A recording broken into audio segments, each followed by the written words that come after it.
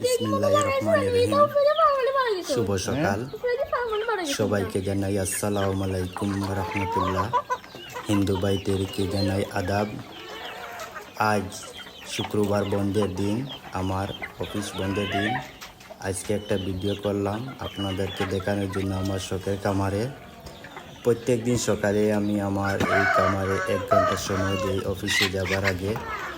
যা যা কাজ করি আপনাদেরকে এখন দেখাবো এই ভিডিওর মাধ্যমে। আমি প্রথমে এই খামারে পর্দা উঠিয়ে নেই, কারণ এখন শীতের মৌসুম। পর্দা ওঠানোর পর সব মুরগ দরজা খোলার পর মুরগ বের হয়ে আসে এবং তারপর পর্দা ওঠানোর পর মুরগদেরকে খাবার পানি এইসব দেয়। প্রত্যেকদিন সকালে 1 ঘন্টা অফিসে যাবার আগে আপনারা দেখতে পাচ্ছেন। সবচেয়ে সুন্দর লাগে এবং ভালো লাগে যখন ওদের কাছে আসি। ওরা তাদের অভিভাবক মনে করে তারা সবাই ছুটে আসে এবং যখন খাবার দিই সবাই একসাথে জড়ো হয়ে তোমার কাছে চলে আসবে। দেখবেন আপনার পাওয়ার মধ্যে সব মুরগিগুলো চলে আসে। খুবই ভালো লাগে এবং উপভোগ করা যায়। যাদের খামার আছে তারা বুঝবে এটা কেমন সৌন্দর্য। আপনারা দেখবেন আবার খাবার যখন দিব সবাই আপনার পাওয়ার কাছে চলে আসবে। এটা দেখতে খুবই ভালো লাগে। আপনারা দেখতে পাচ্ছেন, এই দেখেন আমার এখানে সব ধরনের মুরগ আছে। আমি এখন একটা মিক্স করছি। আমি প্রফেশনালি কোনো খামারি না, আমি শখের বসে কয়েকটা মুরগ পালন করেছি আমার পরিবারের সাথে পরামর্শ করে। উনি আমাকে সহযোগিতা এবং সাপোর্ট করেছেন পরামর্শ দিয়ে।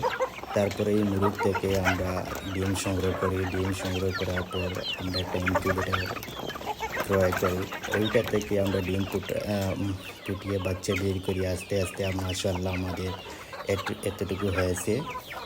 আমি প্রতিদিন সকালে খাবার দিই, উনি আবার দুপুরবেলা খাবার দেয়। আমি অফিস থেকে আসার পর আরও 1 ঘন্টা কাজ করি। এই নিয়ে আমাদের এই খামারটা অনেক বড় হয়েছে এবং অন্যান্য পরিবারের সদস্যরা বলে গন্ধ করে, বিটের গন্ধ এই সেই।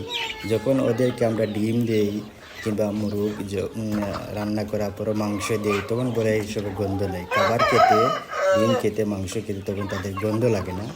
আর এইসব একটু দেখতে গন্ধ কিছুটা গন্ধ থাকে, এইরকম তেমন কোনো গন্ধ না। আমি প্রত্যেক শুক্রবার শনিবারে এইগুলো কাজ করি, পরিষ্কার করি।